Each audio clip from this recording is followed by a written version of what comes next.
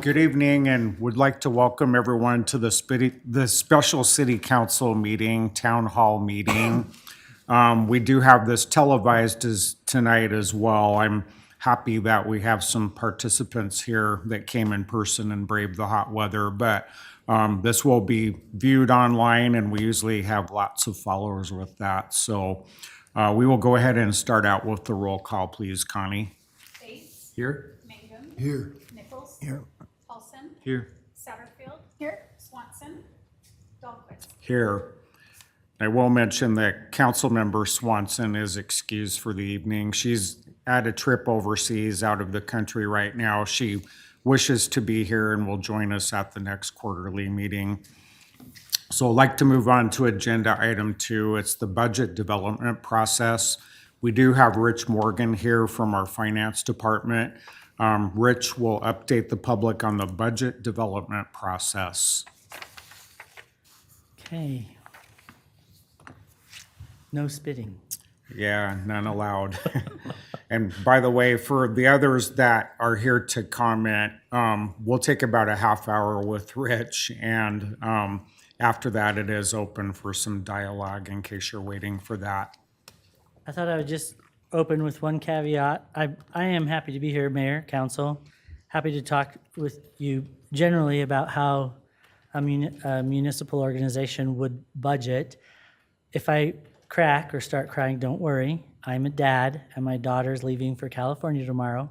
We just finished our Last Supper, and yeah, Yeah. it's not the budget that's making me cry. No, I no, promise. you know what's important in life. Okay. So Idaho Code 50, Chapter 10, Section 2 says the city council of each city shall prior to passing the annual appropriation ordinance, prepare a budget estimating the probable amount of money necessary for all purposes for which an appropriation is to be made. So the reason, or one of the reasons that you budget is because Idaho has statutorily required you to. You're going to hear me say a lot about Idaho because we are regulated by Idaho. The very fact that we exist is because Idaho lets us or allows us to through statute. Idaho Code 67, which is also relied upon quite a bit in municipal finances, says budget information shall conform to the standards established in the Uniform Accounting Manual for local government entities. This is where we're going to get the authority to rely on GAAP, which is generally accepted accounting principles, as promulgated by GASB, which is the Governmental Accounting Standards Board. So why budget? We just talked about the statutorily required, what we have to do, but there are also some very, very good reasons why, even if it wasn't statutorily required, we should probably go through this process. And the first one is that it's a policy document. The council and the mayor can use this process and this procedure to set policy simply by funding and not funding what you want to and not want to fund. It's a financial plan. They're guardrails. I use that analogy a lot. The budget is not actual. It's an estimate, but it sets those guardrails for department heads and for the city where we're going to go. It's a legal appropriation. So now we're back to statute. If we didn't pass the ordinance that we will coming in August, we would not have the authority to spend any money. So you guys really do hold those purse strings, giving us that authority to cash a check. It's a communication tool. We have a few people in the room. We'll have people online. It's going to be available online. We get records requests for it. It's a very easy way to communicate what we're going to do with the funds that we receive. And it also allows accountability because we can compare what really happened, what actually happened with the plan. Idaho budget requirements. So first, just to set, this is a requirement that we have to follow. We can't pick our own fiscal year. Our fiscal year is from October 1 to September 30, and that is also set by the state. What do we have to do, or what are we required by statute to set the budget? Well, we need to estimate our revenues by fund. And you'll hear me say that a lot too, because a lot of times we'll talk about departments, we'll talk about line items, we'll talk about specific commodities like fuel or something that's catching our attention. But the budget is always by fund. We need to estimate our expenditures by fund. They are required to balance. So when we publish, you'll see this time our revenues are going to be 186 million and our expenses are going to be 186 million. Now, a lot of people say, well, what if you want to save, or what if you don't want to spend all that? Well, that's possible. You'd see a line item, a specific line item that would be called transfer to reserve if you're going to spend down. Now, sometimes you spend some of your reserves. We have that happening in some of our funds as well. The biggest one is the Water Pollution Control Fund. This coming year, they have an $8 million project, so they're going to use their reserves. Instead of transfer to reserves, you're going to see a transfer out of reserves, and that becomes a revenue source. So then we have tentative approval before publishing the notice of public hearing, and we just finished that. In fact, we took an extra step. We had tentative approval, and then we actually found a little bit more revenue, and because we hadn't published, I thought it was a good idea to get that in there, and we again approved tentatively that 186 million. And then we published the notice of public hearing. I do have, I'll quick jump, because I think I can go back. Whoops. This is the notice of public hearing that we've prepared. Now, I know you can't see the detail very well. There's 55 funds here at the city, but that's what it'll look like. If we go back now, that notice of public hearing, and it needs to include the date, the time, the location. And in the notice of public hearing, you actually do have to split your revenues into two. You have to show the proposed tax revenues and then everything else. You have to have the proposed expenditures and then that comparative information. You are required to have 2 years plus the proposed. And I've always used budget, but I did learn just in the last couple of weeks that the oldest year where actuals are available, you could use actuals. So for example, we're going to publish 27 as a proposed, 26 as a budget number because we don't know what our actual total is yet. And then 25 could be either what the budget was set, which is what we've prepared, or the actuals. Can you remind us real quick, Rich, when the public hearing is, the date of the budget public hearing? The actual one that's coming up, Up and that's our coming. next council meeting on August 6th. Okay, Yeah. thank you. And that's the opportunity. You know, most of the time government in a representative republic, which we are, is what I like to call a spectator sport. These guys get to come and watch. They're spectators. They've elected you to do their job, and they get to watch. Every once in a while, they get to participate. This is one of those every once in a whiles where we're required to have a public hearing, and they can actually come up and address you. I think there's a lot of heartburn sometimes in government because people don't realize that. They always hear democracy, it's my government, and those are all true, but it really is a spectator sport. So, okay, so we'll hold the public hearing. You could adopt the budget on the same day, but the city of Pocatello chooses to adopt the budget the next meeting so that you have time to think about the comments that were made in that public hearing. And that would be August 20th is when we'll adopt that budget. Then we certify our property taxes to the county. So we'll send everything. We have to send our notice of public hearing. We have to send the budget. We have to send what's called the L2. It's a form that specifies how much budget we're asking the county to levy. Everyone says, what are you going to set the levy at? Well, you guys don't set the levy. You set a budget. I don't want to be misleading. What you do affects the levy, certainly it does, but you don't set a levy, you set a budget. And you're limited in being able to do that. The state says that you cannot exceed 3% of the highest of the last 3 years. That's usually the most current year. But if for some reason we had a year that was lower in front of that, you can go back 3 years, look at those 3 years, and choose 3% of the highest. You cannot exceed, when you're using foregone, which we are, 1% for M&O or 3% for capital use. And we're choosing 1% or have proposed 1% with our M&O. And then just recently, the legislature passed a new limit. So after all of that, they'll look at the total increase, including annexation, new construction, the 3%. Wait a minute.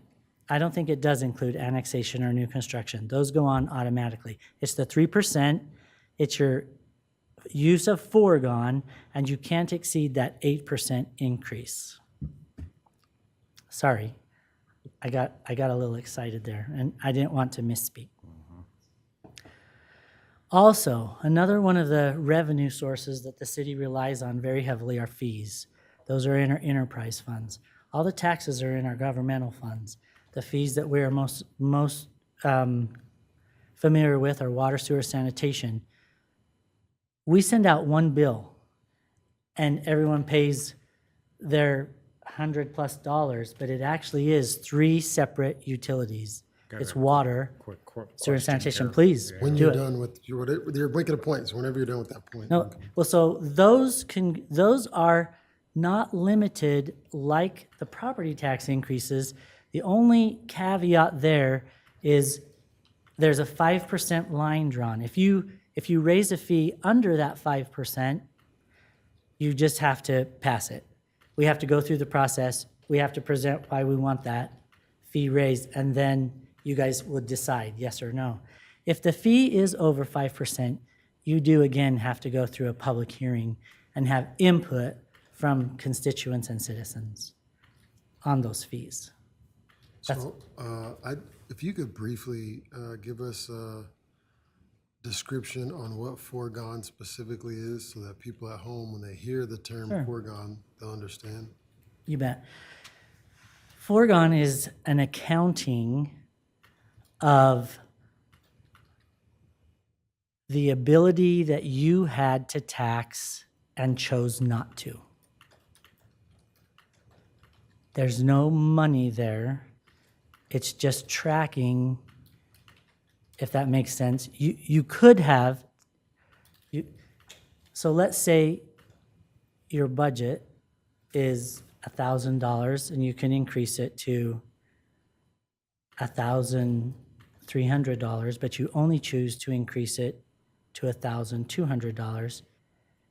We don't take that increment of $100, but we track it. And the state has so far preserved your ability to come back later and say, yeah, we need that now. So it's, Is that fair? so it's the number or the amount that we had foregone on collecting. That is correct. Currently, the city has about $5 million being tracked in their foregone amount. And of that total balance of foregone, we can only take up to 3% of So- that, or a lot for, Well, One so and then three. 1% of that is I think our foregone is $375,000.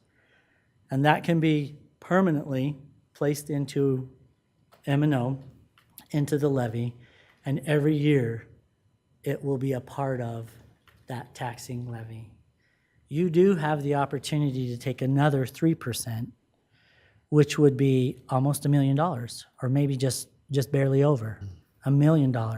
It's a one-time shot. It reduces your foregone by that $1 million, but you never see that again, and it doesn't roll over.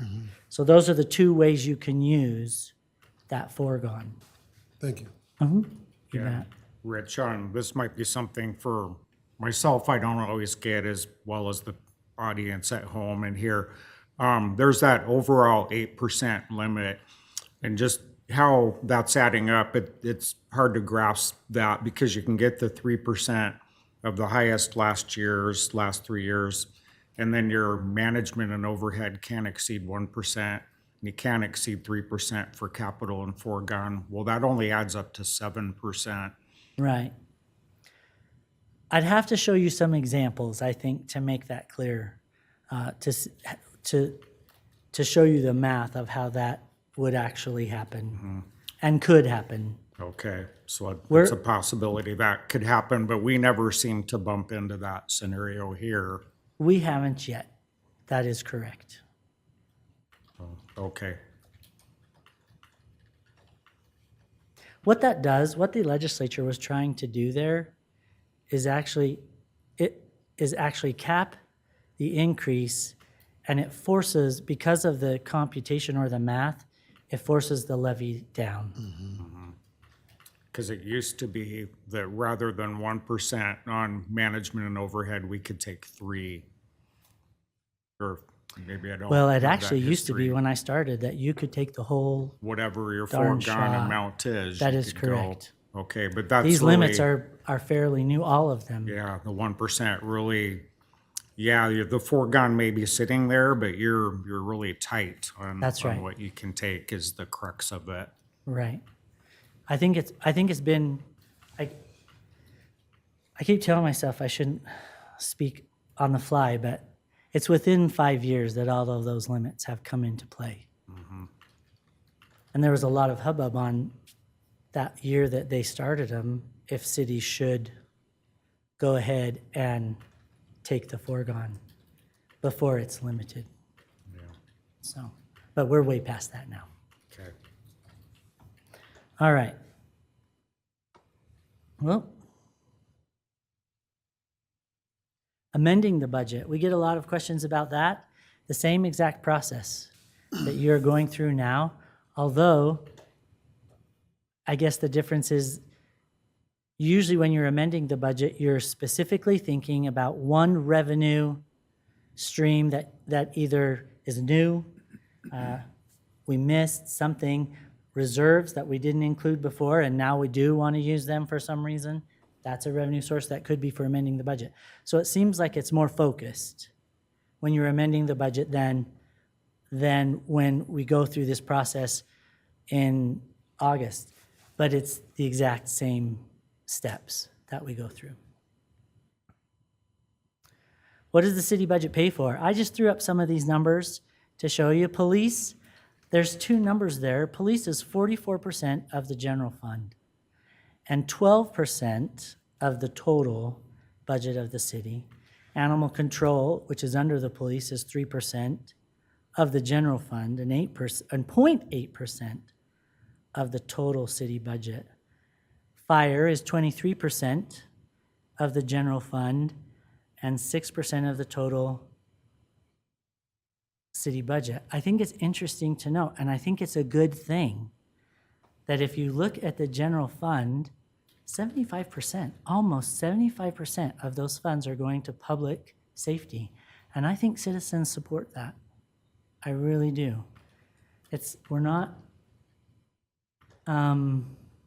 funding something that doesn't get a lot of their support. Parks is 2% of the total. Cemetery is 0.5%. Streets is 5%. Transportation was 3, water 9, wastewater 8, sanitation 7, and you can see libraries 2, airport 1, internal service was 5. Just an interesting way to look at how those 55 funds make up the total. I picked these because these are the ones that are usually, they're operating funds, and usually the funds that the citizen interacts with, right? The ones that they see. Where does the money come from? So property tax makes up 20% of the entire budget of the city. Shared revenue, intergovernmental, like sales, gas. So sales tax, the 6% you pay at the register when you're at Walmart. Gas tax when you fill up your car. The liquor tax. So if my presentation is driving you to go across the parking lot here in a minute, you're helping the city budget. Utility charges, 25%. That's all 3 of them. Franchise fees, those are those fees that we collect from Idaho Power Gas, that's 1. Permits, licenses, fees, leases, I added those all together, kind of a catch-all 2. Grants, 18% of our budget is from grants. We hear a lot of people saying, well, look for different ways to fund what's going on at City Hall. And this one surprised me. I hadn't looked at that number, and the mayor asked me to. That's almost as much as property tax.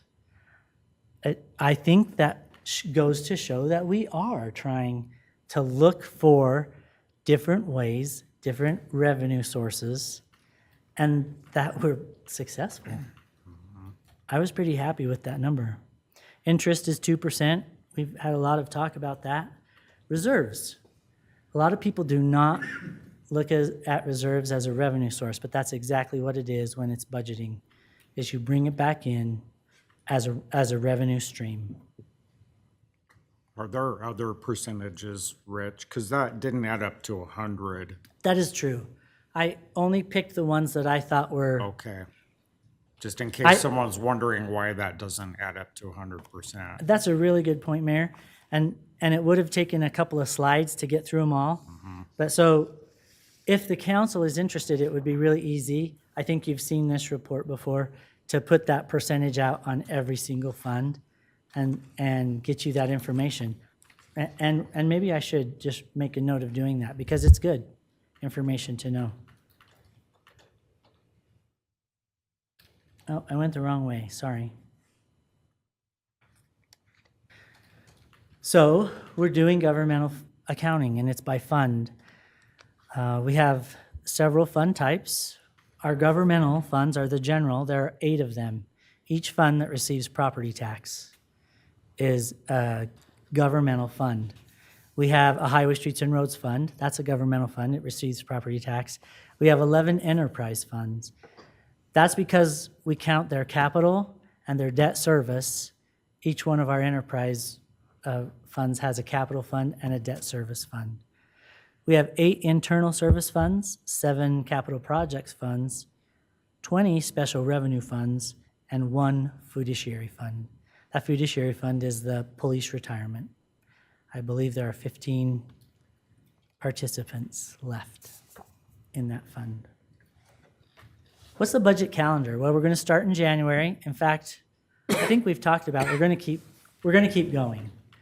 So when I put this together, it's what we have done, but we are actually going to, I believe, have meetings either monthly or every other month or something. We're going to keep going and keep the conversation going and try to get some of the things we've talked about in the past budget strategic. But basically what you do is you sit down with the decision makers that are you, and you find out what their goals are. You do some strategic planning. And we did that. One of the things that sticks in my mind that we always talk about is curb appeal. There were others. I think we had 5 main, 13 total, but we did that. In March, I think it's important, and this was a little bit of a change for everybody here at the city, is that you look at your revenues and wage-related expenses, because those things really don't necessarily, the wage-related expenses, we can pretty much nail those down. We know who works for us, we know how much they make, we know what those related expenses are going to be. And the reason you want to do revenue first is because you need to know how big your pie is going to be. When you start talking about adding the department requests. April, May, we have a lot of departments for those requests. June, the council workshops, when we get it all put together. July, the tentative budget adoption. In August, we'll have the public hearing. Now, in August, we're going to adopt our ordinance, but the drop dead is actually that first Thursday in September. The reason we build our calendar that way is because if for some reason you guys throw a lob of bomb at us and we have to back up and do something different because you want to change direction or change your goals or whatever, we have that, we're nimble enough to do that. We have the opportunity and one more chance, one more meeting that we can make that correction. What's a sound budget philosophy? Spend within reoccurring revenues. That means the ones that come back every year. Maintain adequate reserves. We've talked about this a little bit, 3 months of operations, and every single one of our funds has at least 3 months of operations. What happens after 3 months? Well, then you start building your capital plan. And we're actually moving into a formal process. We've had informal capital plans, but we're going to move into a formal process of that capital plan, which does include deferred maintenance. Prepare for emergencies, invest in infrastructure, and have a multi-year plan. I'm really excited about the opportunities we have with OpenGov. We have started entering 28 already. I'll be able to do the L2 for 4 years ahead. We can tentatively look at wage-related expenses. It's going to be great. We'll be able to give you a real snapshot of what it might look like for 4 years instead of 1. I almost wish, in Oregon, you can adopt 2 years at a time, and I almost wish that we could do that, but I don't think we'll ever get the conservative cowboys in Idaho to loosen up those reins that much, which is probably a good thing. What are the challenges? Inflation might be the biggest one, and I looked up last month's or 12 months ending May of 2026. That's the latest data that we've got. Inflation's 4.2%. Well, I mean, that's a problem already because we can only go 3, right? So we're looking at less buying power. Employee wages are challenges. They're the largest part of the budget in any fund. Insurance, it's the largest individual annual increase. I looked up what is an average annual increase for health insurance for Idaho municipalities, and it's 10 to 12%. That is what I've seen in my past. It's what we saw this year. It rings true that is one of the biggest challenges we have. Deferred maintenance, I mentioned that. Infrastructure, we are, I think, taking a great step towards that in the capital plan. Growth, I looked up the Pocatello metro area. I think that would probably just include like Portneuf Valley. Our growth is really small, 0.5%. And so that's one of the challenges we have. We are going to have to provide not more with less, but we're going to have to provide what we're doing. We're going to have to try and maintain what we're doing with less. State legislation, and you guys saw that clearly. HB 312, the funding evaporated, and we had a $1.3 million hole in our highway, streets, and roads. Just economic uncertainty altogether. What's the council's role in governance? Well, you set priorities, you set service levels, you adopt tentative and final budgets meeting statutory requirements, you monitor our performance with our reports back, you make adjustments as needed, and I think that's why it's so important that we keep some of these meetings going and the discussion going. Really, what you guys do is protect the city's long-term financial health. That's what you're supposed to do. I thought I'd slide in really quick. I don't even know. Oh, I'm way over time. I better hurry. You're okay. Yeah, just a few I more wanna- minutes is fine. I thought this would be really good for those who are listening. These are the things that I have gleaned from you as we've talked about the budget. Build a better Pocatello. Be proactive versus reactive. Be accurate, timely, understandable. What do you want to pay for and not want to pay for? If this was a new request, would you fund it? And stop keeping score. I think those are all really good, and it shows the flavor of the council that we have. It shows that you guys are really trying hard to put something together that's meaningful when it comes to the budget and doing your due diligence, and I appreciate that. What's management's role? Develop a calendar, prepare the estimates, draft the budget, review for accuracy, report performance, carry out adjustments, and in the end, it's to protect the city's long-term financial health. I highlighted that because we have the same role in the end. We just get there together in a different way. So in the end, what makes a healthy budget? Balanced revenues and expenditures, healthy reserves, 3 months of operations, realistic revenues, those based projections in revenues. We had a little bit of that happened last year where maybe some of the projections were a little too optimistic. It's not bad to be optimistic, but maybe in budgeting, we should dial it back just a little bit. Sustainable staffing, good management, it's because it's our biggest expense. Capital investment, long-term planning, we're taking a step there. And timely financial reporting. And I want to tell you that today we started disseminating our fiscal year 24 financial report. It's old news, but it's still exciting to have it done. And we're well on our way to 25. So I do believe we can be caught up for the current year when it's due in March of 27. Yeah, kudos to you and your staff for that. That's My been staff's been a big part of that. accomplishment, and I know you've Thank been you. laser focused on that since you've gotten here. Thank you. I am going to quickly slip this in. This is kind of making a right turn, but we have an audit committee. It's not something that we had at the city of Chubbuck. It's really important. Doran, actually at Deaton, wanted the city of Chubbuck to set one up. What is the role of the audit committee? And one of the reasons I want to slip it in is because during our final interview for fiscal year 24, Doran thought, or Deaton and Company thought, Doran's our auditor, I probably should say Deaton and Company, suggested that we do some training and education on the role of the audit committee, especially on bullet number 5. But audit committee, they're financial reporting oversight. They're the ones that reviewed the financials and they accepted them. The financials were actually accepted in May 26th, but there were some things change in my department and there are some things happen with the financials that we had a little bit of cleanup to do. So that took us about 55 days to get that through and get her done. Oversight of the external audit. They take care of what's happening with Deaton. Internal control oversight, risk management oversight. I'm going to skip that ethics one because I'd like to just point it out at the end. Monitoring corrective actions and communications with the governing body. And there are 2 council members on that audit committee.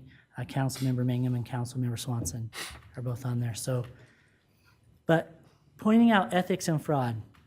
So if there's something going on at the city that you thought, that's not right, or could even be maybe fraud, or you're like, where did all that money go?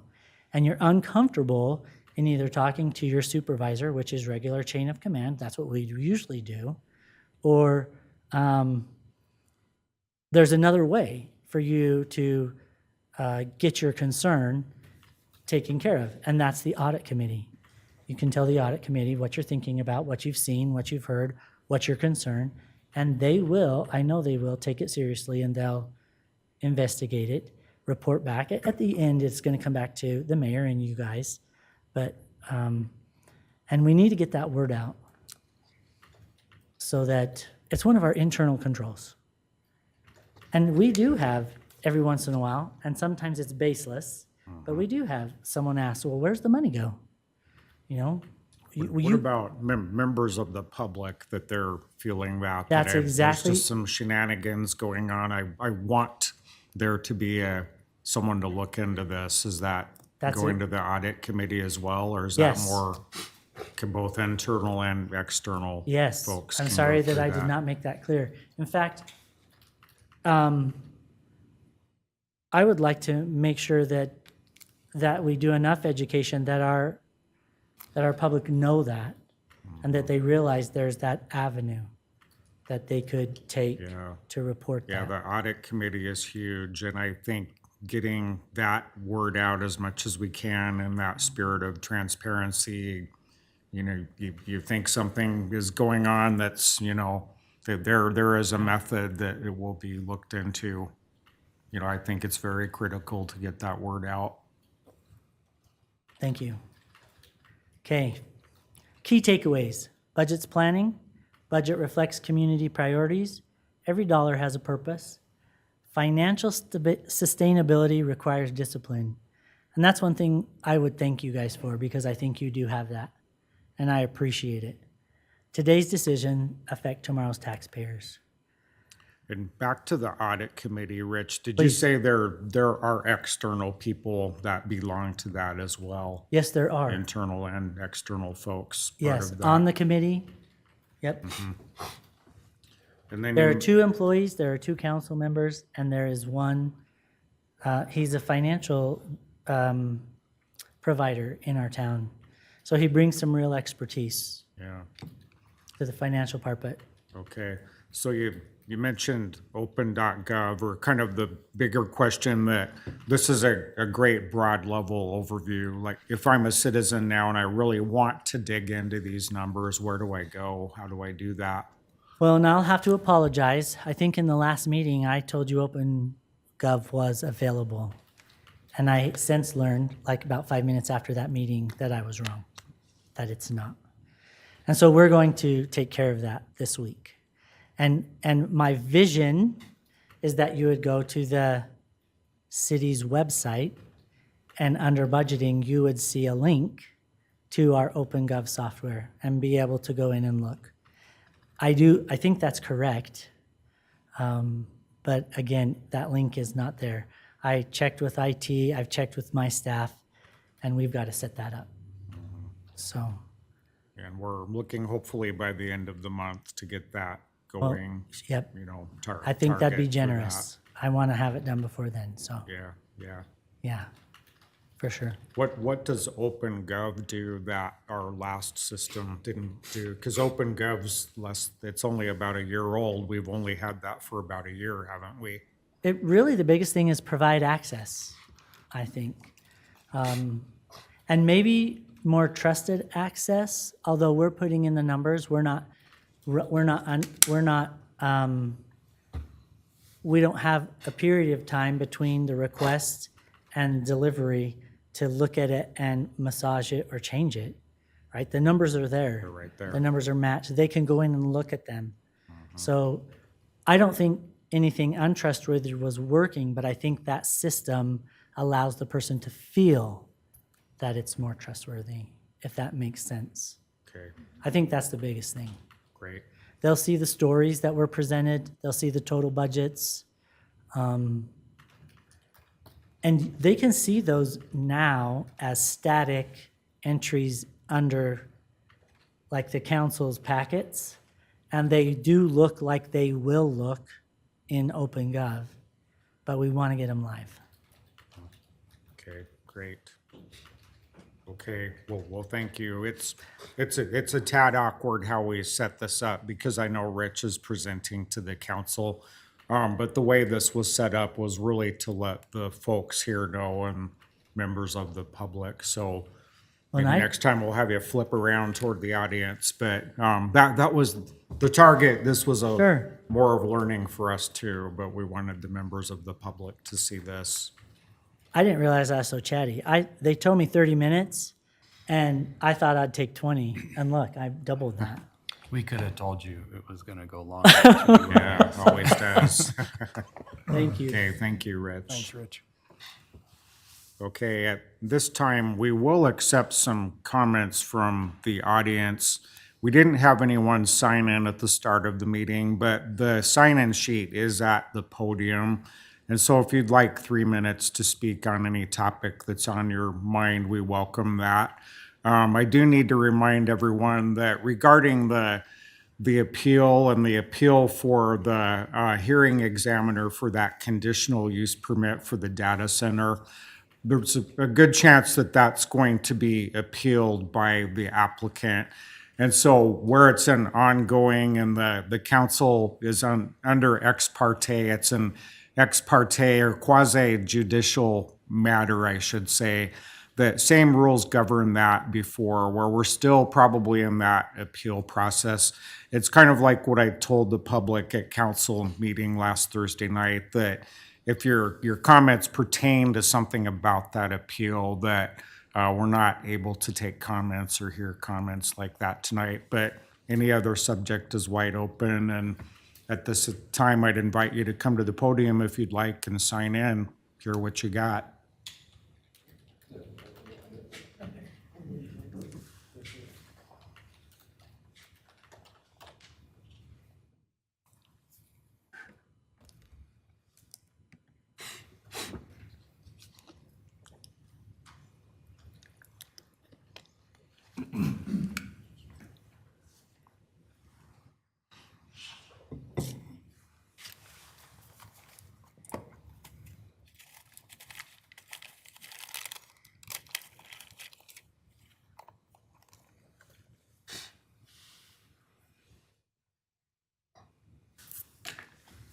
Lydia Noble from Pocatello. I have three things that I think I would just like the council to consider. And I appreciate your service, and I'm glad that all of you are doing it because it is a lot of work, and I want you to know that I appreciate what you do. First one is, I think that there are some things that can be done that may not, maybe should be done. Just because it can be done, maybe it shouldn't be being done. And that has to do with the interest. The fact that the interest from most of the city departments seems to be being swept into the general fund. Whereas in other places, it's more that those interest incomes are kept within funds or departments so that those departments have their own source of income, source of revenue. So I know this is not something that can be fixed overnight. It's taken years to get here. So it's just something I want you to consider, that as a member of the public who has some financial background, I would like to see us get back to that. The next thing is the right of way. I recently put in a public record request to try to understand if the city has any logical breakdown of how the row charges that are buried into the budgets for the enterprise departments, water, sanitation, WPC, those kinds of things, if there's a method to how those charges are determined. The answer I got was the Raft-Ellis rate study that we do every 5 years. I'm not sure that's exactly correct. So that brings me back to the initial question. How are the row charges determined? What is the methodology? Because I believe Raft-Ellis may just be given that as part of the budget. So if they're already given that, of course they're going to build the rate study without those numbers built into the budget, like they would build a budget, with salary information in it. So my concern is, in other cities, 2 other cities, Lewiston and Moscow, have already removed those kinds of charges because they have been viewed as an unconstitutional additional tax, because sanitation, water, these enterprise departments, they have nothing to do with street maintenance. And the public already pays taxes, levies, county taxes, state taxes for the maintenance of our roads. So by burying it in the budget of the enterprise departments, I believe we could be artificially inflating our fees that we pay for city services. So I'd like to see us get back to maybe not doing that. It may take a few years to get back to that, I understand, but I just think it's not a good practice. And just because we can do it, I don't think we maybe should be doing it. 2 other cities have removed it. Yeah. And the last thing that I had, and I'm running out of time. I don't mind you going an extra minute. There's not And a I lot won't, of people and here this last tonight. one is Yeah. easy. I've been watching the growth of the city budget, but again, I'm looking at total numbers, and I know a lot of that sometimes has the grants buried into it. So there's no easy way, because the city's never been really good about advertising how much of that portion comes out, because it's simply the grants that the city received that need to be spent over 1 year, 2 years, 5 years, whatever. But I would like to see a comparison over, let's say, the last decade of how the budget has grown, the base budget, the budget that is the base of the city, over a 10-year period. I would love to see a graphic of that or something to that effect, because that would help the public understand the budget isn't growing exponentially, which is what I'm seeing when I'm looking at it, when the grants and everything are put into it, but just how we've been growing our budget. Yeah. Because the city itself isn't growing by population that much. So that's my concern, that we need to start looking at that type of a thing. I've talked to other cities that have told me, 2 other cities have told me, that they base the number of city full-time positions on their population. And they have between 4 and 5 city employees for every 1,000 population size. So if they have an explosion in population, that helps them to justify additional full-time. And I asked them, well, what do you do when your city isn't growing and yet you see something unusual come up as far as workload? They handle it with part-time workers, is what both cities told me, and that was Twin Falls and Caldwell, I believe, that I spoke with. So I'm just giving you that as something to think about. Okay. All right, thank you. Yeah, thank you, and I'll allow an opportunity for council to whatever comments you have. Like, one quick one I have, Lydia, is, I understand what you're saying, duly noted about that interest. Like, we have all of our funds and they're accumulating interest, and it's been practice to put that in the general fund. you're right, it's a hard thing to resolve overnight. You know, one thing you probably know about this, but with the street department this year, like incremental step number one, that we did transfer that out of the general fund and into the street Right. fund. And that was part of the way we were able to overcome that $1.3 million shortfall from the state. So hear what you're saying, agree that it's a longer process, and Multi-year. we've talked much, you know, Very with good. finance staff and amongst ourselves on what we can do to chip away at that. And, you know, and then the rate study on the enterprise funds for the utilities, I think that makes sense. Let's get some logistics there, and, got what you're saying about take the grant portion out too, because sometimes that does artificially Yes. inflate, yeah. So exactly. those are my quick comments. Just be happy if you all have any more. Thank you. So, thank you. Thank you. All right, be happy to hear from some others out there. Otherwise, this might be the shortest town hall meeting in history. Yeah.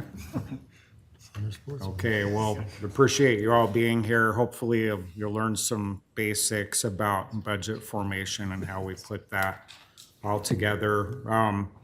We all have email addresses. Our email addresses are on the city's website. Mine is mayor@pocatello.gov. I believe there's a council@pocatello.gov that reaches everyone, so always happy to chat. If you want to talk with the mayor one-on-one, I do accept appointments, and I can get a half hour. You may have to wait for 2 or 3 weeks or so to get in, but just know that we're all contactable, and please feel free to reach out. Okay, and with that, thank you, and we are adjourned for the evening.